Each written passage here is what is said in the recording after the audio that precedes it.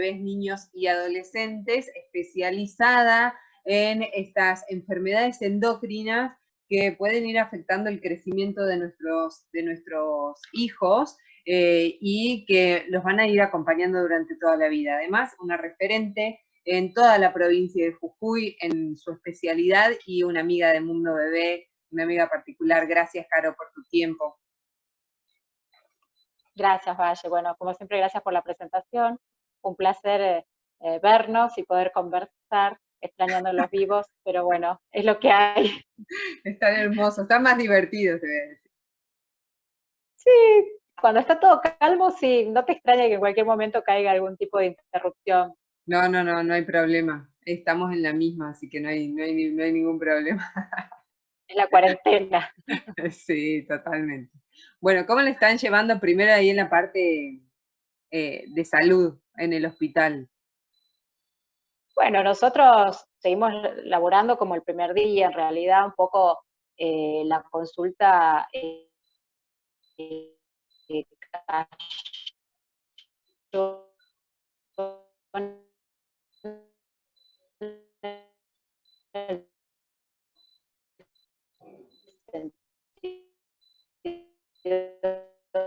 por la cuarentena, hay que respetar la cuarentena, disminuir la circulación. Nosotros luego el sistema de atención, de manera que, sobre todo para que no haya mayor expansión viral, mantener las medidas que todos vemos por la televisión todo el tiempo, que se incluye, bueno, la higiene en casa, y en el hospital reorganizar los servicios de manera tal que separar los circuitos de pacientes que puedan ser sospechosos de los que no, sin dejar de atender al que realmente necesita, leas en la guardia, y los especialistas pediátricos, en nuestro caso, tratando de jerarquizar quién es el paciente que tiene que venir que asistir,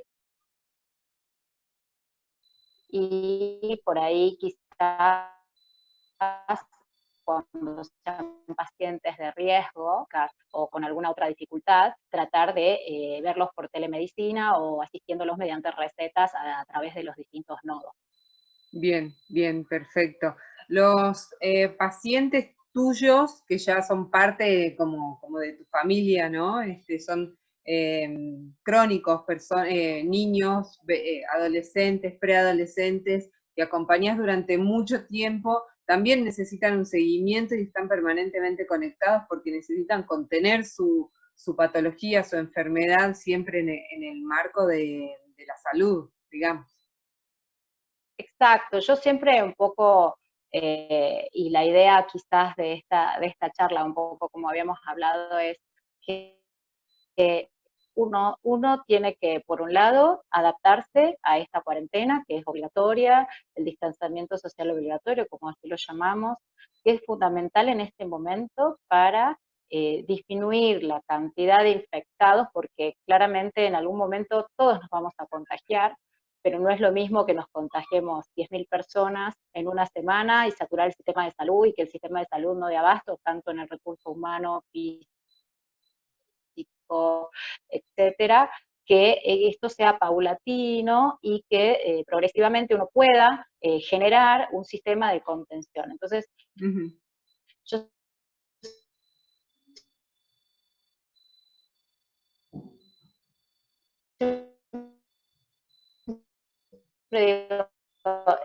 tenemos dentro de los equipos cómo atender, y podemos dividir en varias partes. Uno, las medidas generales que las tenemos que hacer todos, en casa, en hospitales, en trabajos, en consultorios, el lavado de manos, que no se reemplaza por nada, el distanciamiento social, el estornudar en el pie del codo, también en mantener la higiene, sobre todo de todos los lugares que usamos, ¿sí? Por ejemplo, en casa, claramente, con las superficies de contacto, picaportes, grifos de los baños, las mesadas, los pisos, y sobre todo yo pongo énfasis cuando les digo a mis pacientes, porque realmente cuando hay lugares en los que pacientes son inmunosuprimidos o pacientes como más complejos, los papás ya lo manejan claramente, Sí. o sea, la higiene del lugar y cómo manejar. Y hay un enemigo número uno que yo siempre digo que es el celular, porque el celular es un elemento que todo el tiempo lo están tocando. Ahora más que estamos en esta época de usar distintos dispositivos, compartimos, por ejemplo, mi celular, yo lo puedo compartir con mi hija en una reunión de colegio, con el más chiquito en otra reunión, entonces es muy importante la higiene de este elemento, lo podemos poner en una Ziploc o podemos tener una solución de alcohol al 70 y después cada vez que utilizamos ese celular hay que higienizarlo y lavarnos las manos, ¿sí? Bien. Bien, por ejemplo, esto de, como yo siempre digo, a veces cuando nos pasa con la gastroenteritis de no compartir ni vasos ni besos, bueno, ahora más que nunca, tratar de cada uno tener sus elementos identificados y lavarnos las manos varias veces por día, antes de poner la mesa, antes de manipular, y sobre todo ahora está medida del barbijo social o tapabocas que le dicen algunos, que por ahí lo correcto no es tapabocas, sino que tiene que llegar a tapar nariz y boca cada vez que salimos. Entonces yo creo que medidas generales, la gente tiene claro cuáles son las medidas generales, ¿sí? Y después las medidas particulares, de acuerdo a los pacientes, es básicamente, o sea, si yo tengo una enfermedad crónica, léase un hipotiroidismo, tomo una pastilla todos los días, o tengo diabetes, tengo que aplicarme la insulina, o tomo 3 pastillas porque tengo un panhipopituitarismo, las medidas de higiene van a ser las mismas y sobre todo tenemos que ver 3 cosas. Una, ver qué stock de medicación tengo. ¿Por qué? Porque no esperar hasta último momento, quedarme un día antes y salir corriendo a la farmacia, porque puede pasar que en la farmacia no haya llegado esa medicación, porque Claro. claramente la cuarentena afecta también a todo el sistema de transporte, de droguerías, de stock en las farmacias mismas. Entonces, por ahí, una semana antes o 2 semanas antes, chequear que me alcance la medicación, ir gestionándola. En este caso, por ahí tener con los médicos algún tipo de videollamada o de contacto por WhatsApp, o algunos estamos atendiendo de forma muy específica en el consultorio, con un paciente cada hora y media, manteniendo todo el distanciamiento social, dejando recetas hechas para buscarla en un tono, o sea que hay recetas por WhatsApp o recetas electrónicas, cosa que no nos falte la medicación. La segunda es mantener la nutrición adecuada, sobre todo los pacientes, por ejemplo, de una mitad de la insulina que le podamos dar, la dosis, que se la ponga correctamente, y la otra depende de que haga la dieta de forma correcta, o sea, también fijarnos en el stock alimentario. ¿Sí? Y la otra son los controles que tenemos que hacernos de no olvidación, los monitoreos. Hoy hay un montón de elementos electrónicos por los cuales uno puede, por ejemplo, en el caso del monitoreo de las glucemias, transmitirlos a una ficha a nivel online o una nube, en donde la tercera medida es la vacunación antigripal en aquellas personas que tienen riesgo. Entonces, con esas medidas, con las medidas generales, las medidas particulares, uno va a poder tener cierto tipo de, de ventaja. Bien, aunque digamos el viernes ya se va a flexibilizar todo, ¿no? Pensando en, bueno, no importa, espera un poquitito más, total, ya esto va a terminar. Hay que pensar en que vamos a tener que seguir, Sí, y que todo va a ir siendo como muy paulatino, aunque falten poquitos días. en realidad esto es un tema de organizarnos a redistribuir nuestras actividades de forma paulatina, lenta, y que hay que convivir con el virus, no es que el virus se va. El virus va a estar, de hecho, según los reportes que tenemos en Europa, 3, 4, 5 meses, depende. El tema sobre todo y de la alerta que tenemos y la cuarentena es necesaria porque ya hay circulando otros virus que normalmente a esta altura del año comienzan a afectar a las personas. Por ejemplo, la influenza, por eso la vacuna antigripal, algunos virus estacionales como el rotavirus, puede haber algún adenovirus, un enterovirus. Entonces, claramente, cuando hay coexistencia de un virus, los niños, si bien la mayoría son asintomáticos o tienen algún síntoma muy ¿O tienen algún, ahí se cortó, o tienen algún, perdón? no se hospitalizan, son si estos niños tienen alguna enfermedad coexistente, es decir, por ejemplo, si están con una gastroenteritis, esto debilita su sistema inmunitario y a eso se le suma el contagiarse de un coronavirus, puede cursar una forma que no sea tan leve o sintomática y tener que internarse. Claro. Entonces, claramente, por eso es el no haber clases, por ejemplo, mitiga mucho este sistema de contagio de otro tipo de enfermedades banales que están dando vueltas y que pueden coexistir con el coronavirus. Y por ejemplo, nosotros en endocrino, los pacientes que más tenemos que cuidar son aquellos niños que, por ejemplo, los panhipopituitarismos, es decir, que es una enfermedad que por alguna situación la glándula es pequeña o no se formó bien, o es parte de un síndrome genético, o es un niño que ha sido irradiado por algún tipo de tumor supracelular o celular, toman medicación que regula el metabolismo del agua, el metabolismo del sodio, toda la vía de los corticoides. Esos chicos, si tienen vómitos, por ejemplo, por una gastroenteritis, se van a descompensar. Entonces, es fundamental saber qué hacer, sobre todo en estos chicos, que nosotros llamamos, por ejemplo, las enfermedades de Addison, las hiperplasias suprarrenales también, que son niños que usualmente reciben una sustitución de glucocorticoides. ¿Qué significa? Que sus glándulas no lo pueden producir, por lo tanto hay que dárselo de afuera. Y que en un episodio de estrés cualquiera, una fiebre por una angina o una gastroenteritis, todo ese mecanismo necesita el doble de la dosis. A eso nosotros lo llamamos pautas antiestrés. Entonces le decimos, los papás ya están muy entrenados y saben que si esa persona tiene fiebre, tiene vómitos o alguna complicación, tiene que subir la dosis de esa medicación para poder contrarrestar los efectos del mecanismo contrarregulador del cuerpo.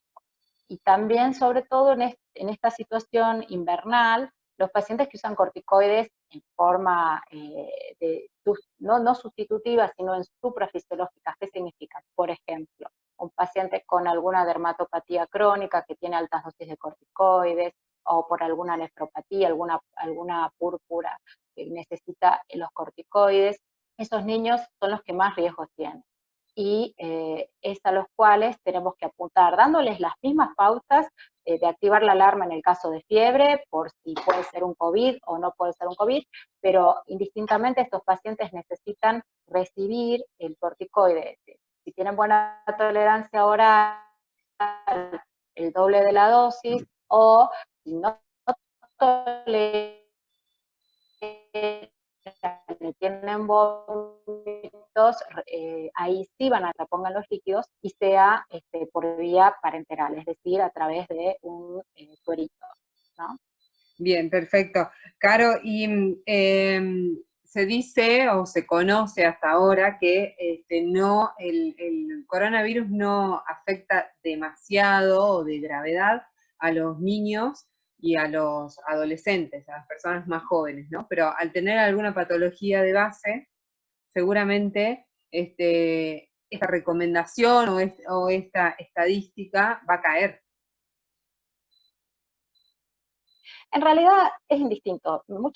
Es un virus muy nuevo, por lo tanto, es más, de hecho, acá se ha secuenciado la estructura genética del genoma del coronavirus y se ha visto que hay 3 tipos de variedades, con lo cual hay que estudiar, pero lo que sí sabemos es que si bien los chicos, como vos decís, cursan de una forma muy leve o sin síntomas como los adultos jóvenes, pero sí al tener algún tipo de factor predisponente, se ha visto en asmáticos claramente, sí, porque se ve que el pulmón es un órgano de choque, pero también en pacientes lo que sí sabemos es que pueden desestabilizar la enfermedad de base, ¿sí? Pero como cualquier otra infección, claramente como cualquier gripe, como una enterocolitis, o sea, los niños pueden, por ejemplo, nosotros tenemos pacientes que tienen algo que se llama diabetes insípida, que no es la diabetes mellitus, que es por el que el azúcar sube y necesita, es porque hay una situación a nivel de la hipófisis, con una hormona específicamente que tiene que ver con el mecanismo de reabsorción y manejo del agua. Cuando no funciona, esos niños tienen que estar medicados, porque si no se medican, sube el sodio y pierden mucho líquido. Entonces, pueden hacer lo que llaman las deshidrataciones hipernatrémicas, las cuales son bastante nocivas para todas las neuronas. Entonces, en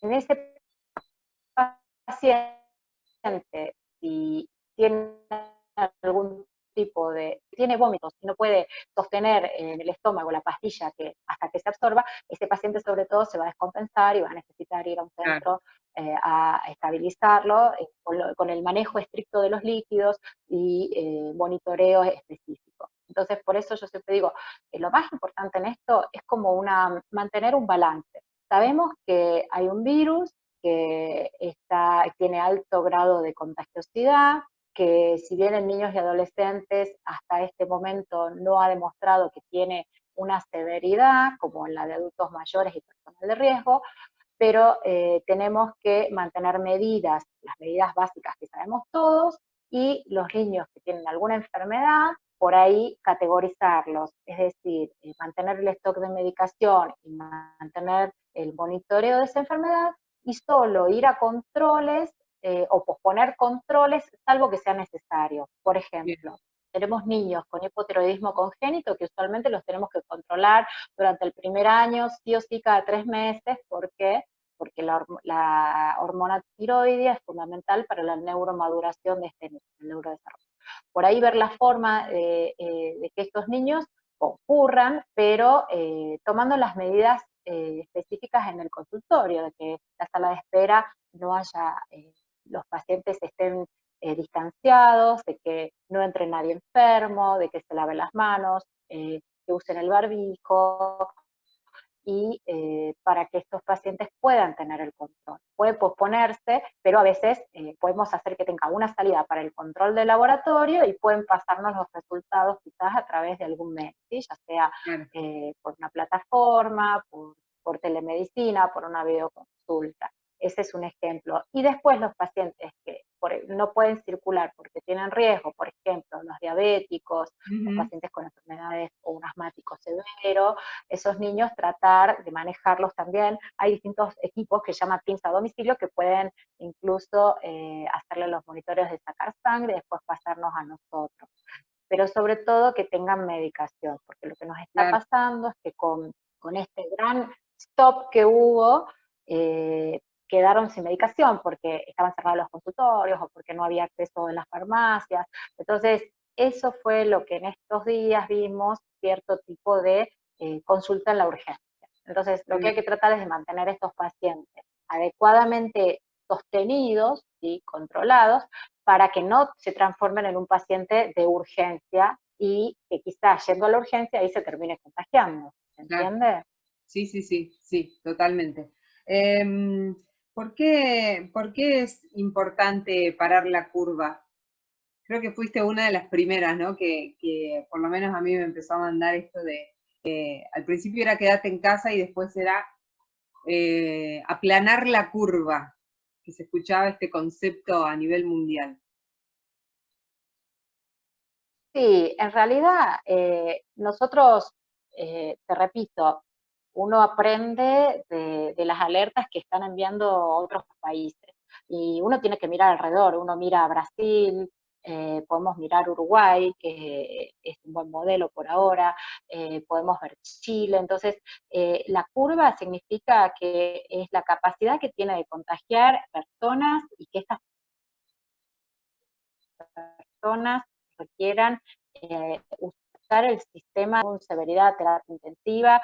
Entonces, si esta capacidad que tenemos de multiplicar, ¿sí? En vez de que sea cada 2 días, cada 3 días, el contagio sea cada 7 días, cada semana, cada 14 días, eso nos permite ir, por un lado, amortiguando, ¿sí? Sería la consulta que puede venir a urgencias, que necesita asistencia, y también permitiendo que el sistema de salud se reorganice y consiga equipamiento. En muchos lugares los médicos y todo el personal de salud se contagiaron porque no tenían los elementos mínimos necesarios para atender los pacientes. Entonces, claro, o sea, y después se fueron dando cuenta que no tan solo era un barbijo quirúrgico que tenía que ser para la persona que que estaba manipulando secreciones tenía que ser un equipo completo, que tener barbijo, el N95, tener antiparras, tener máscaras, tener un equipo completo, y eso es lo que permite aplanar la curva, permite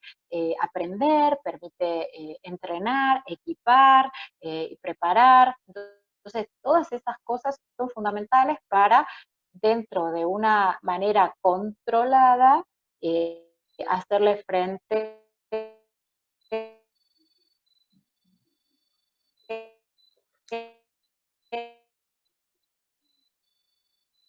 En hacerle frente me quedé.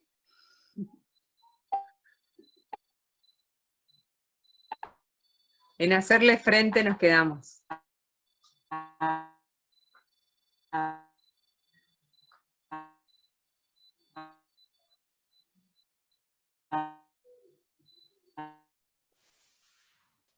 Hola, En hacerle frente me quedé. ¿ahí me escuchás? Sí, ahí ¿Ahí me sí. escuchás? Ahí, bueno, entonces hacerle frente. ¿Sigo? Dale. En Dale. hacerle frente a en hacerle frente a esta pandemia. Bien.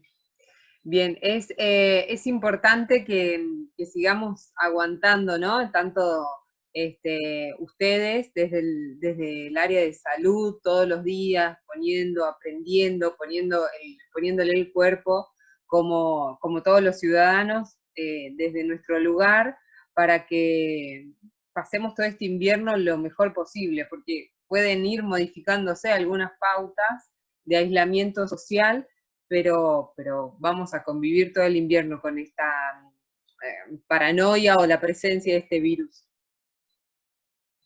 Claramente, y sobre todo aprender de otros países en donde no pasó lo que vemos todos los días en Estados Unidos o en Italia o en España, como Corea del Sur, como Japón. Y yo creo que eh, lo más importante y la mejor herramienta que tiene en este momento Argentina es que tuvo la suerte que iban anticipándonos lo que podía pasar. Claro. Entonces, se armó un comité específico, se organiza. Claramente esto es un piloto y lo que digamos hoy, mañana puede cambiar, pero bueno, claramente es algo muy nuevo y de este reaprendizaje permanente es lo que nos va a permitir sobrellevar, que vienen tiempos difíciles claramente porque uno intenta mantener un equilibrio, y es muy difícil mantener un equilibrio, Sí. pero creo que se están logrando muchas cosas, se está reorganizando todo el sistema sanitario, la parte de consultorios privados también, y la gente está aprendiendo realmente en estos momentos a consultar cuando tienen que consultar. Ujú. Entonces, Aprendizaje que nos tienen que quedar, ¿no? Más allá de todo esto. Para no explotar siempre el sistema de salud, para hacer medicina preventiva, para recurrir al médico como y cuando corresponde. exactamente, pero sobre todo también yo creo que hay una palabra, bueno, que a mí me gusta mucho usarla, que es racionalizar, Ujú. ¿sí? O sea, racionalizar lo que la consulta, la información, el uso del sistema de salud, también el uso del recurso humano, Claro, sí, el sí, uso sí, claramente.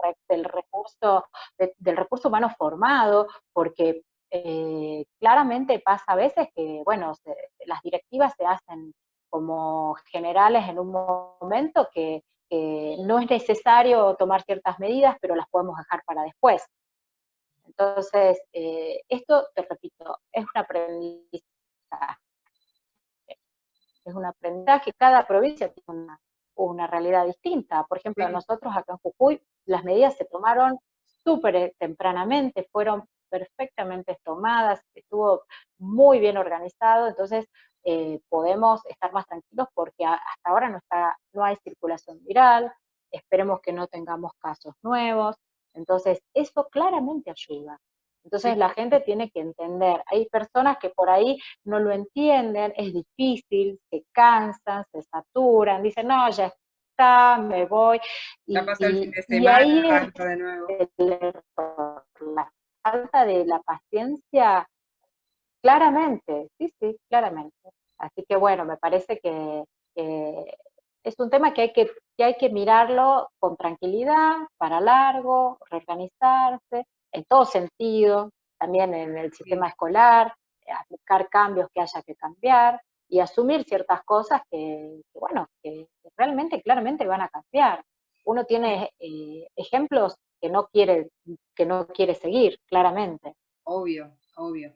Que lo bueno sería que no nos deje solamente esto del buen lavado de manos, ¿no? Que nos deje otro aprendizaje también esta pandemia, y lo podemos decir así porque lo vamos transitando de una manera tranquila en nuestra provincia y en gran parte también del país. Exactamente, exactamente. Buenísimo, Así que Caro. bueno. ¿Dónde te pueden encontrar? ¿Cómo te pueden encontrar? Bueno, yo estoy en el consultorio, en SIDEN, Güemes 1328, planta baja, y en el hospital materno-infantil todos los días.